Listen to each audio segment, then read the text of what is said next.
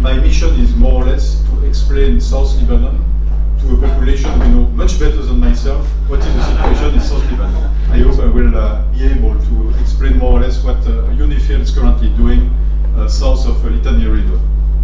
I will just start by this picture in order to remind everybody that UNIFIL, in fact, just one of the 16 current operations ongoing in DPKO, the Department of Peacekeeping Operation in New York. It is the second largest operation and also a long-standing mission because it has been created, as you know, in 1978.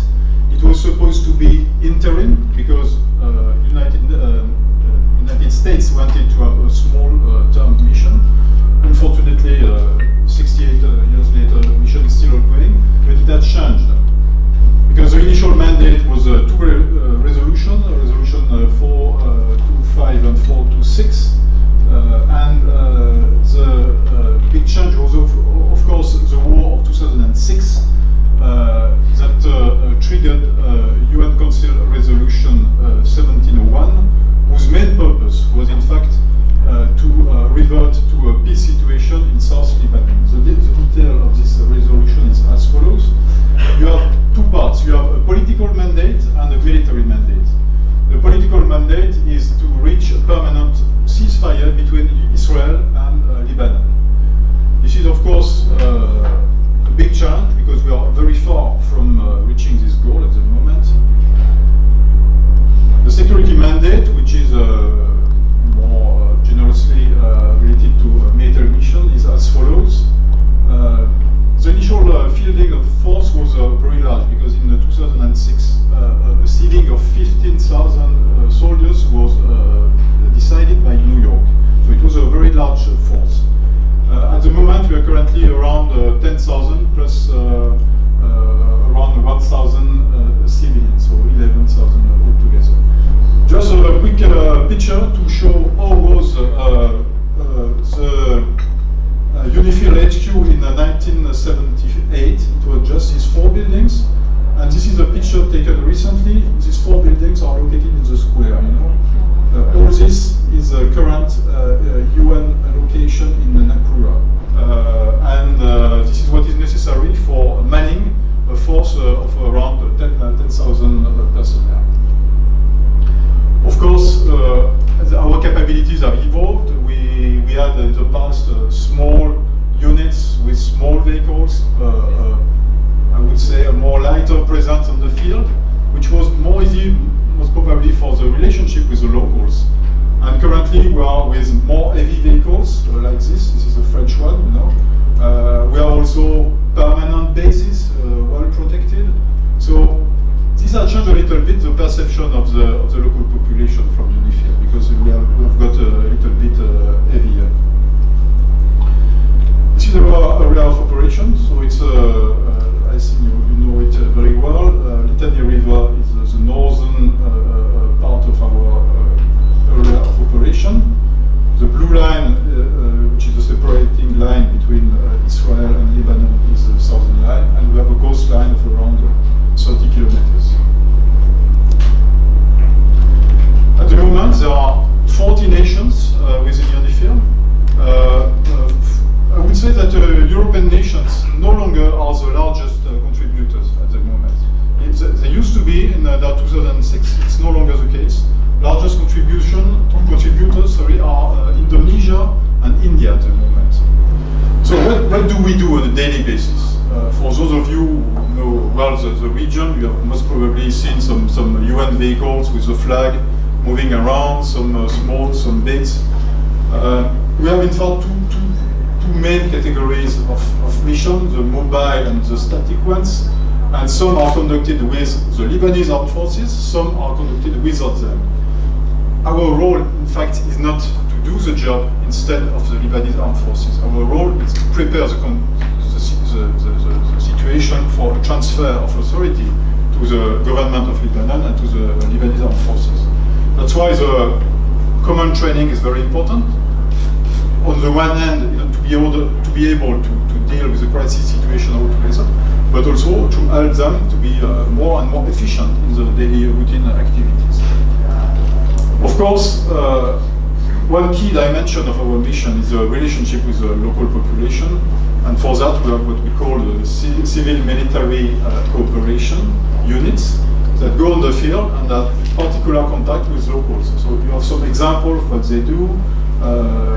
Educational activities can be very broad in nature, you know, can be training of agricultural things, can be language things, can be many things in fact. We can provide also some assistance to the schooling system by buying computers, these type of things. Medical assistance. Every month, around 3,000 South Lebanese people are cured in the UNIFIL hospitals.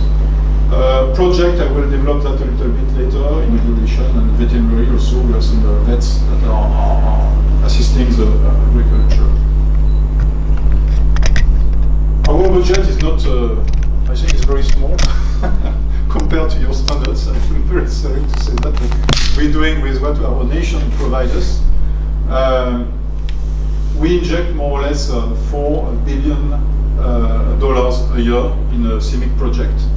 Some are provided by nations, some are provided by the United Nations, and we try to distribute them as fairly as possible between all the different communities, the different locations, villages, and so on. And on this, you have more or less a distribution of our assistance.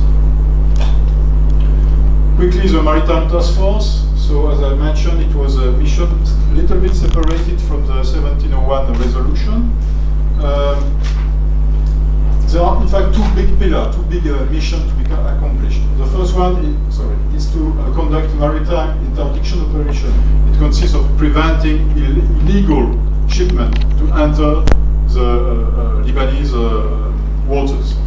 So for that, they are in close coordination with the LAF Navy, the Lebanese Armed Forces Navy, some operation conducted. On this map, you can find all the distribution. The patrolling zone covers 8,000 square kilometers, with both the international waters and the Lebanese waters.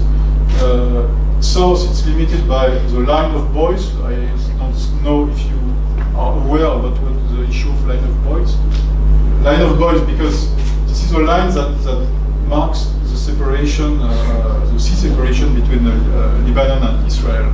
And the current problem is that this line of buoys have been set by Israelis 20 degrees north of what it should be according to the international standards.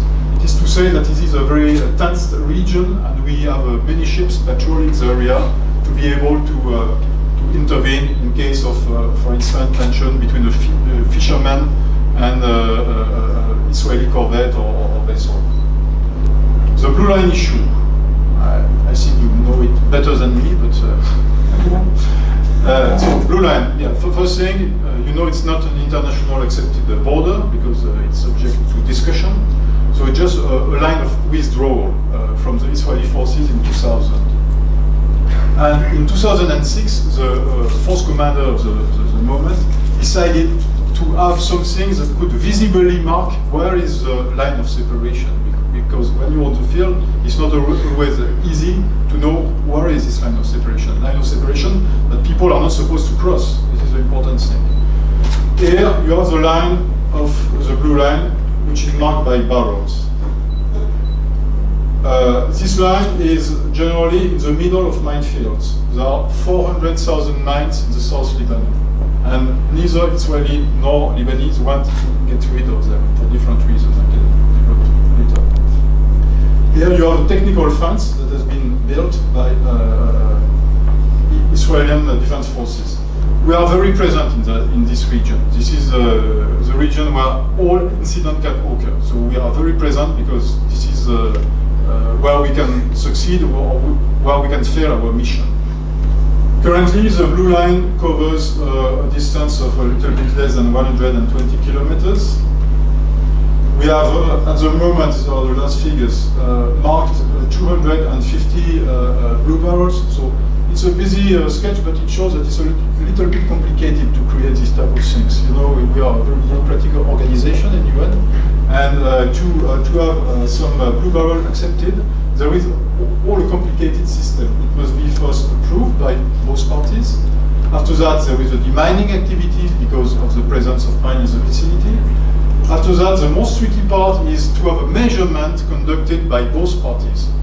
That is to say that people will go on the ground, there will be a mark made by UNIFIL, and after that, Israeli and Lebanese experts will mark and see if the positioning of the UNIFIL mark corresponds to the calculation. It's a busy thing. But if there is a distance of more than 50 centimeters between the Lebanese and Israeli marking, it will not be accepted. So what is the current dynamic in UNIFIL at the moment? I would say that it's calm, but not stable. I'm sorry because I don't agree with what I've written. It's not stable, it's very volatile. It's very volatile. The problem is that, I would say, there is no interest of any parties at the moment, based on the Syrian security situation, to blow a fire in this region. However, there is strong tensions, local tensions. These tensions are localized, but along the blue line, the small spark can trigger the big events. That's why we are very, very cautious at the moment along the blue line. For sure, people who know better than me, like you, the situation in the south will probably say that it has been calmer than in the last 10 years, most probably, I agree. But the situation remains very tense and volatile. What is our current outputs in terms of social-economic presence in the south? Well, we are most probably one of the big employer in the south, with around 600 Lebanese people hired by UNIFIL. We have, as I mentioned sooner, some financial staff who are leaving. Big part of them in Tyre, some of them in Beirut. We have some local contracts that helps the local small societies to have contracts. We inject money through our daily presence. We have what we call a quick impact project. It is a project conducted in less than 3 months that is intended to answer a particular local demand. It can be any type of nature, generally it's infrastructure, and our CIMIC project. Our achievements, more or less the current state of cessation of hostilities for since 2006. The development of this Lebanese armed forces and governmental presence in the south, but it must be continued and must be increased. The global respect of blue line by both parties, with the limits that I discussed.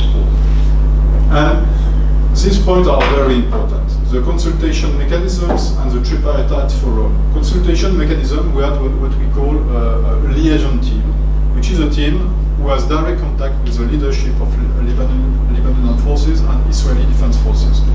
And this team is very important to ease the tension, to reduce any kind of incident, to be able to speak with both parties and to find local and immediate agreement if there is an incident along the blue line.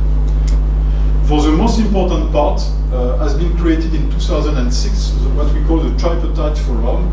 It consists of a monthly meeting with senior military leadership from both parties that come in a position south of Nakura along the blue line, and they discuss during half a day of the current issue of concern. The fact that there is a discussion is very important.